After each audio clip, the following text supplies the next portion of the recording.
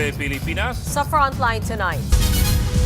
Sa ikalimang sona ni Pangulong Bongbong Marcos, isang dating House Speaker, patong-patong na kaso raw ang haharapin sa issue ng flood control. Hindi ako Pangulo ng aking pamilya. Ako ay Pangulo ng Pilipinas.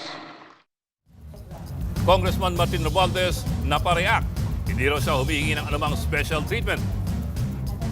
Maniningil ng system loss fee sa kuryente, pinatatanggal ni PBBM. Tax exemption para sa mga middle class, balak palawigin.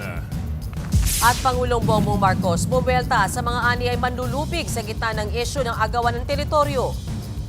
Sa mga pang-aalipusta, hindi tayo matitinag. Sa manlulupig, hindi tayo pasisiil.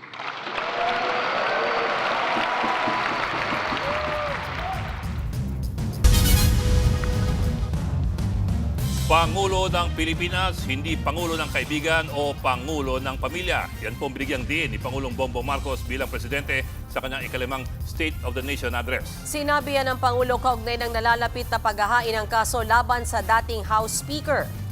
Unang binida ng Pangulo ang mga nakulong na kontratista at mga mambabata sa flood control scandal.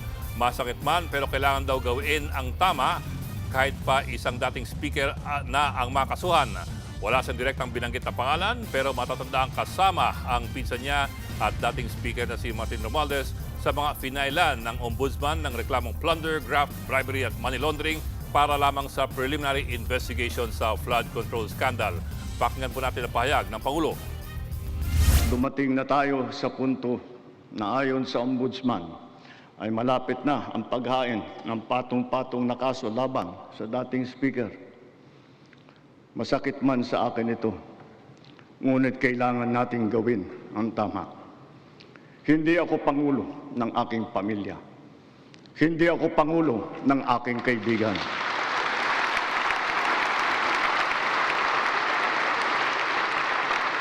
Ako ay Pangulo ng Pilipinas at ang tungkulin ko ay sa inyo, ang aking mga kapwa Pilipino.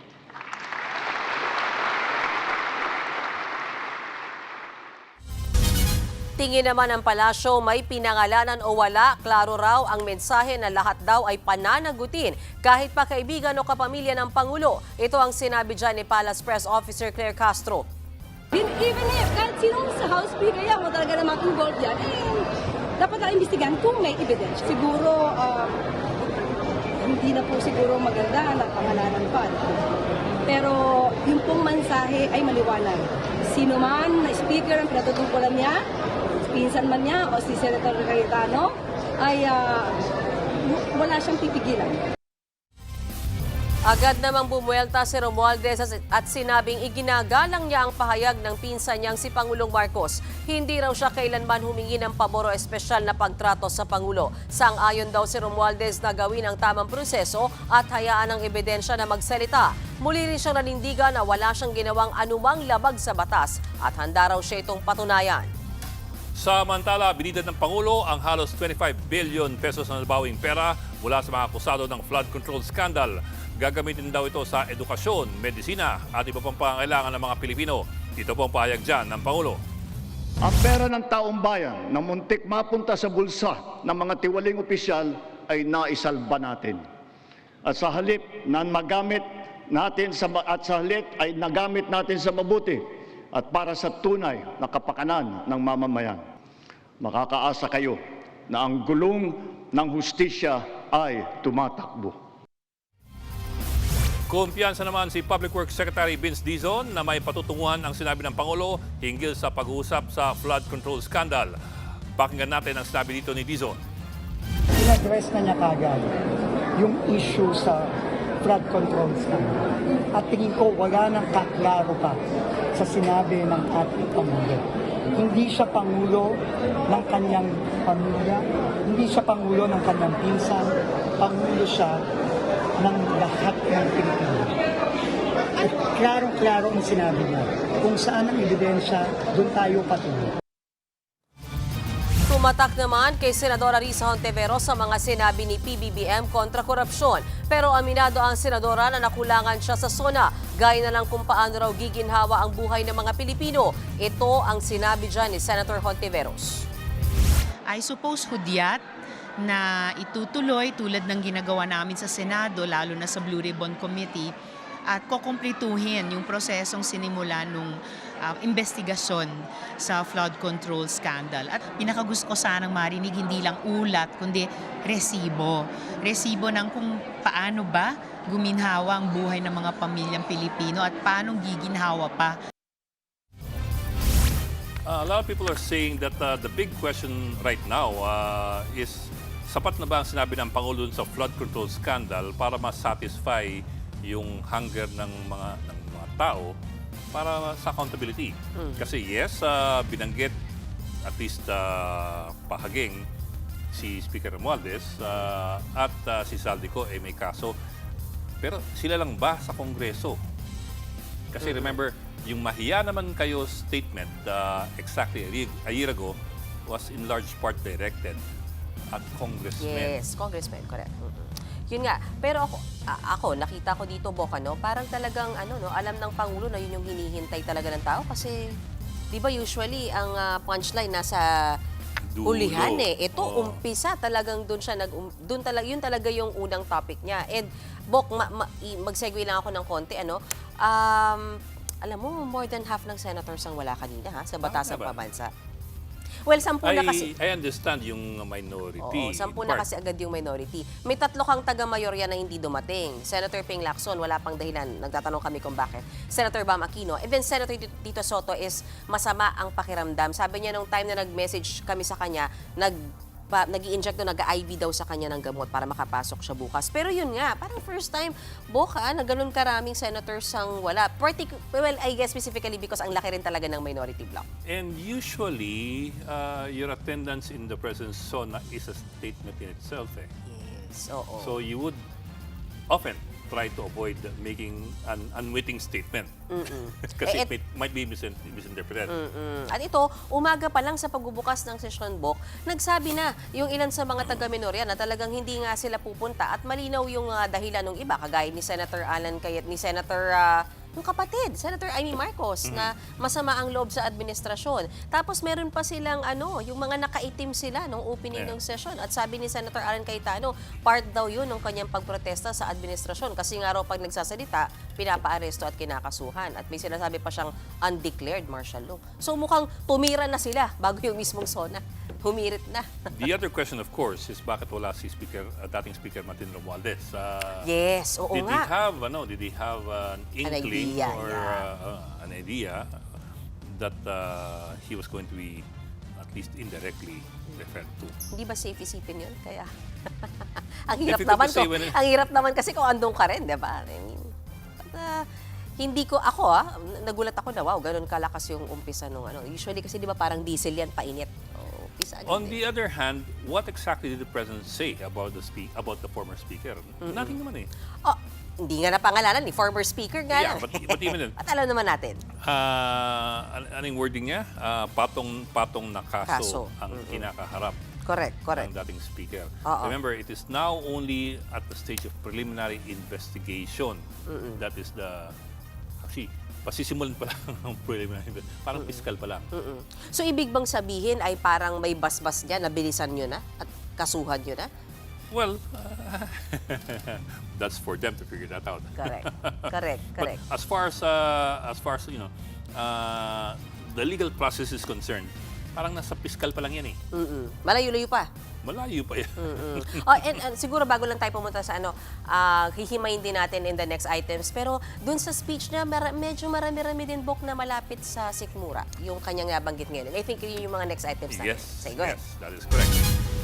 Nanawagan si Pangulong Bongbong Marcos sa Kongreso na alisin na ang pagpapataw ng system loss charge sa bill ng kuryente. Mangyayari ito kung aamyendahan ng Electric Power Industry Reform Act o EPIRA Law.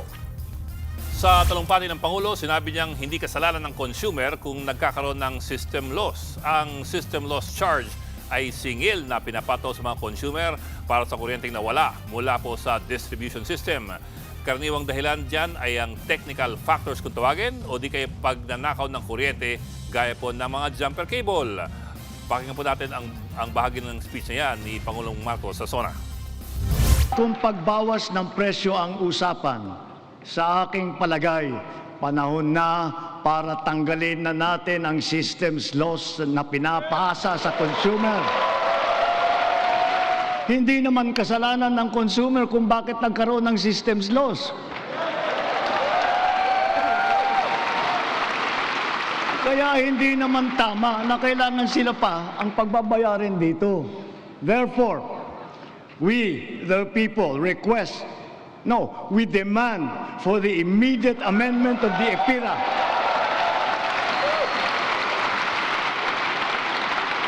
And to prohibit charging systems lost against consumers, including the value-added tax thereon. Nanghingi rin siya ng tulong sa Kongreso para magkaroon ng batas na tutulong sa mga Pilipino na magkaroon ng solar panel sa mga bahay. Ipinagmalaki ng Pangulo ang 200 proyekto na magdadala ng supply ng kuryente sa bansa. Kabilang nga rito ang tamang paggamit ng nuclear energy. Ito ang bahagi ng SONA tungkol dyan. Mga kababayan, sa lahat ng mga ginagawa natin sa sektor ng enerhiya, maninaw din sa pamahalaan ang hinaing ng taong bayan na pababain ang presyo ng kuryente sa bansa.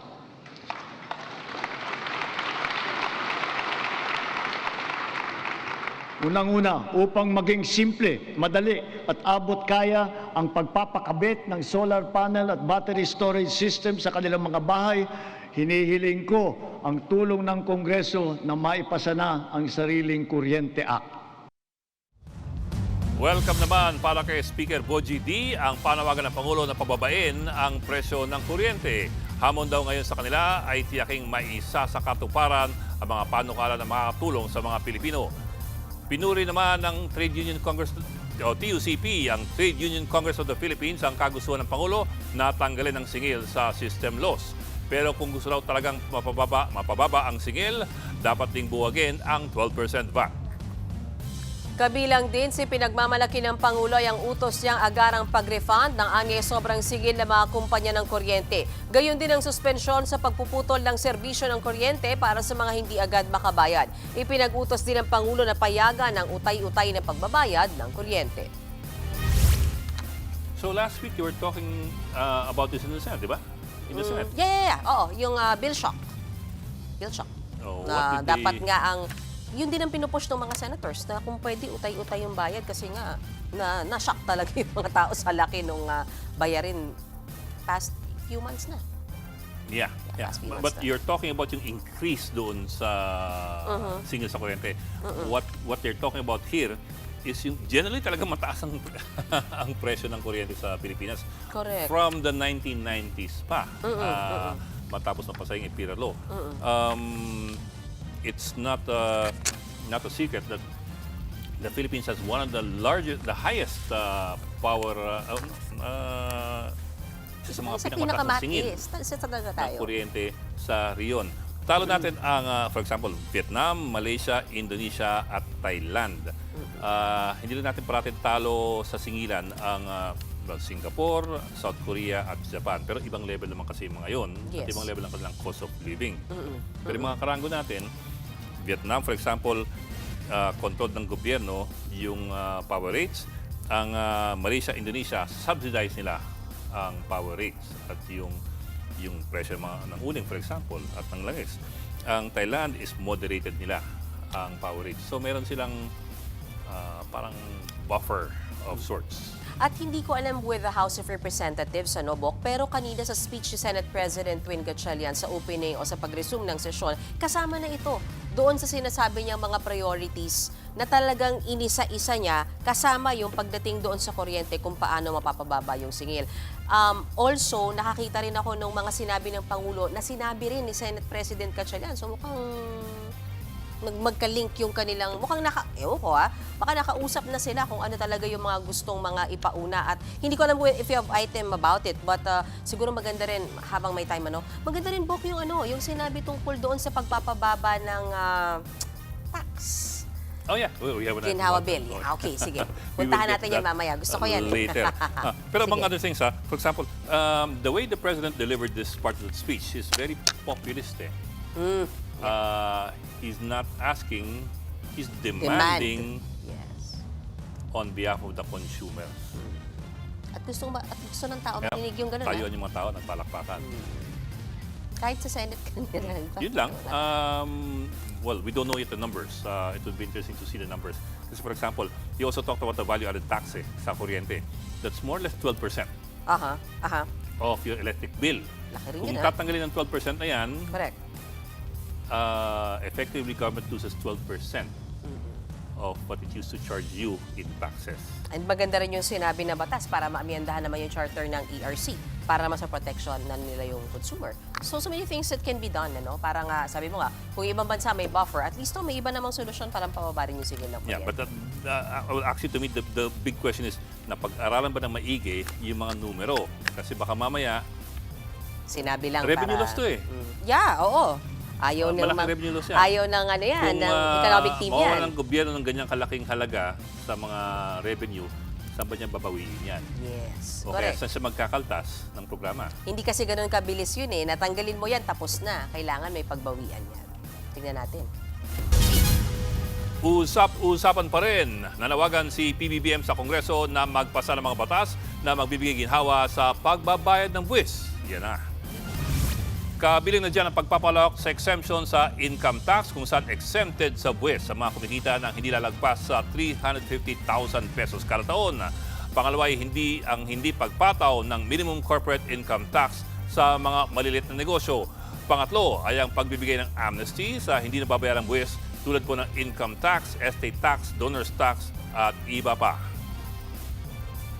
Kaya bilang natatanging proteksyon sa kanila at para mas mapakinabangan nila ang pinaghirapan nilang kita, nananawagan ako sa Kongreso upang maipasa ang batas na magbibigay ng bahagyang ginhawa para sa ating bayaring buwis.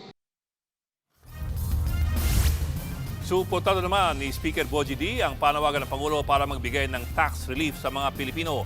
Pag-aaralan din daw nilang mabuti ang mga proposal. Ito ay para mas malaki ang maiuwing kita ng mga Pilipino at lumago ang mga maliliit na negosyo. Susunod, Pangulong Bongbong Marcos binigyang diin ang 2016 Arbitral Tribunal Award. Sabay giit na hindi tayo magpapasiil sa mga manlulupig. Ang Pilipinas magkaka-rocket test sa susunod na taon. Magbabalik pa ang Frontline Tonight.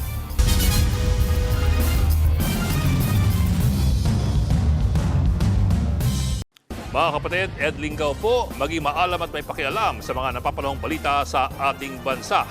Para sa mas malilimang pagtalakay at paghimay sa mga issue at headlines, mag-follow at mag-subscribe sa social media pages ng News 5.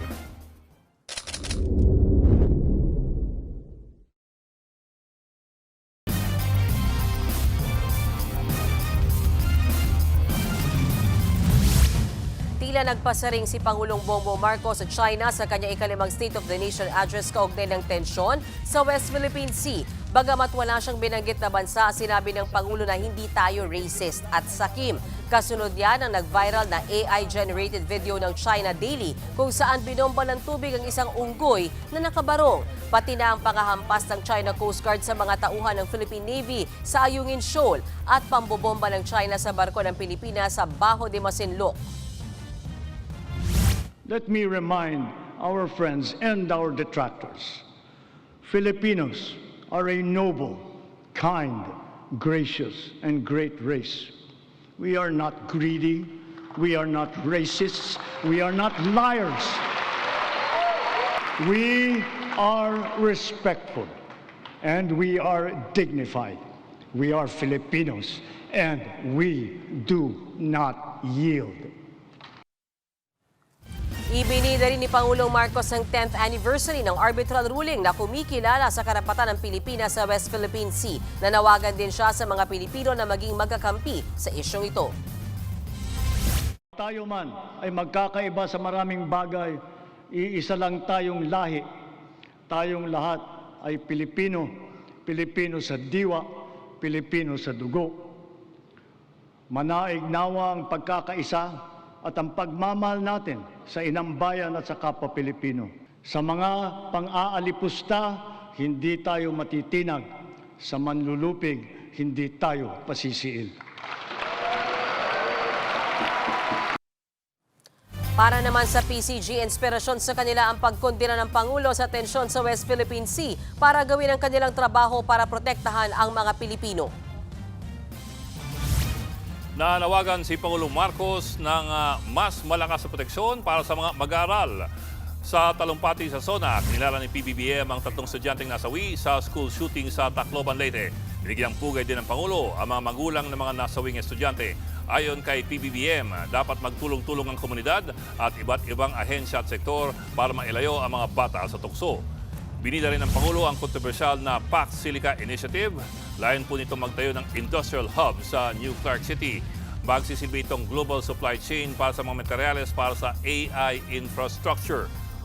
Umani ng iba't ibang komento ang Pax Silica Project dahil sa potensyal nitong epekto sa kalikasan. Inununsyo rin ng Pangulo ang pagsasagawa ng rocket launch test sa Pilipinas sa 2027. Magsisilbi ang Cagayan bilang host para sa kauna-unahang spaceport ng bansa. Makikipag-ugnayan daw ang Pilipinas sa isang South Korean aerospace company para dito. Bumuelta si Senator Robin Padilla sa mga taga-media na bumibira daw sa kanya. Kabilang si Derecha ang pinangalanan ni Binoy ang radio anchor na si Ted Filon. Tila personal na raw ang mga banat sa kanya ni Filon na ayon kay Padilla ay kaibigan pa naman niya. Kung banatan ako nitong si Ted Filon, akala mo hindi ko siya kaibigan. Sa totoo lang, personal pa. Napakasakit isipin. Pag may personal siya, alam naman niyang may asawa ako, babanatan niya ako ng ganun. E di ikaw na ang pinakamagaling na lalaki kung gusto mo. Bukod dyan, merong pang pinasaringan si Padilla na isang taga-media. Hindi man niya ito pinangalanan, tila nagpahapyaw ang senador sa isang tao na ang pakiramdam daw ay isa siyang Lord. Kamakailan lang ay naglabas ng open letter si Lord de Vera para sa staff ni Padilla. Hindi kahit ni Lord ang team ng senador na bantayan naman ang mga sinasabi ni Padilla sa publiko na posibleng makaapekto sa kanyang kredibilidad. Meron pang isa. Ito, hindi ko kaibigan ito kasi pakiramdam niya, Lord siya, Lord. Alam mo, galit kami sa mga Diyos-Diyosan. Kaya hindi kami naniniwala sa mga Lord. Lalo na sa mga gambling Lord, drug Lord. Ipagpapasa Diyos na lang kita. Susunod, drummer ng Filipino band na Over October na si Janessa Geronimo aalis na. At pasaway na pusa, kinaliwan dahil sa kit pa rin siya. Tutok lang mga kapatid dito sa Frontline Tonight.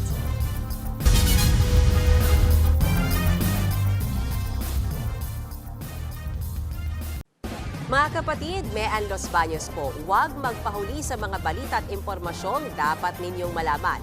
Para sa mas malawak na balitaan at diskusyon, mag-follow at mag-subscribe na sa social media pages ng News 5.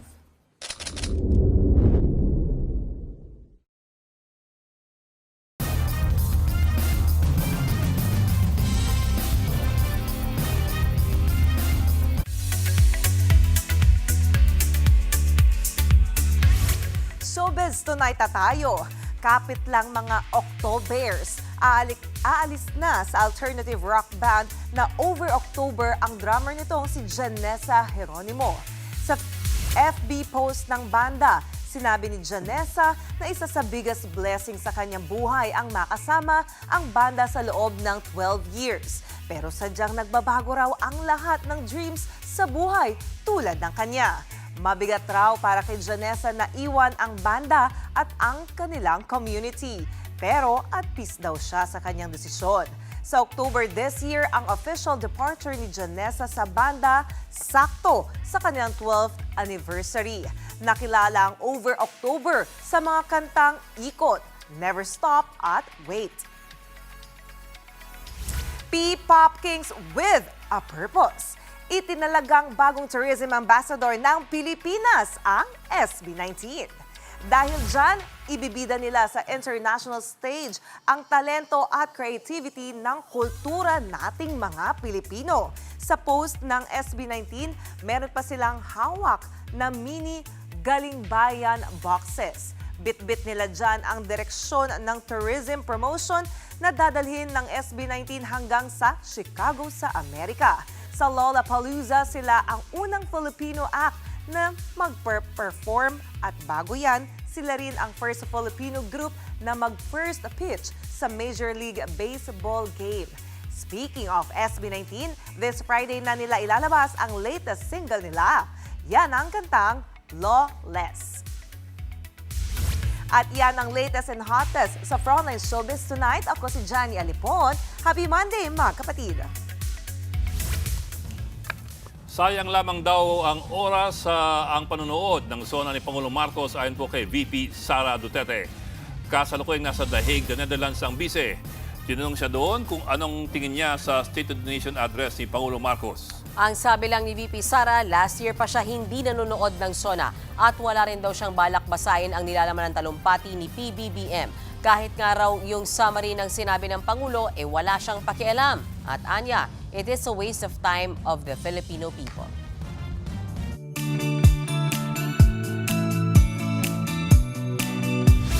At para po sa ating pabaong pampa-good night, sinaway na, hindi pa rin nakinig. Yan ang ginawa ng isang fur baby. Alis sabi, hindi kaya o mabigat. Tingnan mo mamaya, wala na yan. Wala na. Katigasan ng ulo. Basta. Tingnan yung pusa. Oh, yan nga. Kayabang-yabang mo kasi. Yan ang pusang si Maylee, 2 years old. May pagkapilya ang pusa at hindi bumaba sa plastic cabinet hanggang sa mahulog. Mabuti na lang at hindi siya nagtuloy-tuloy sa sahig. Kwento ng uploader, abandoned cat si Maylee. Mahilig daw itong magtago at maghanap ng butiki. Na-offend siguro siya doon kasabi ng kabigat-bigat niya. Na-offend siya doon eh. Pa-fat shaming eh. Sabi niya, bala kayo dyan. Oo nga. Fat shaming. Sumangayong ka naman. Hilig kami sa pusa ni Johnny. Yes, may cats kami. Okay. Pero hindi ko pa rin magets bakit sa pabaong pampa-good night. Kasi cute siya. Ay, naku, ikaw lang hindi nakakita ng cuteness niya. Ang cute kanya. Ano bang cute for you, sir? Bukod sa amin ni Miss May. Ano Teka, talo ko dyan. Wow! Ano ba yan? Kakalokan tayo, Lunes. Sonang-sona eh. Sige na. Oo nga, ang seryoso ng lahat na tapos ganito yung sabihin natin, okay, sige. Okay, yan po ang 30 minuto paghimay sa malagang headline. Balitaan diskusyon para sa paghubog ng matalinong opinyon. Kami inyong kapatid sa Balitaan sa Public Service. Ako po si Mean Las Bañas Oroseo. Ako lang po si Ed Lingao, walang iwanan, Frontline Tonight.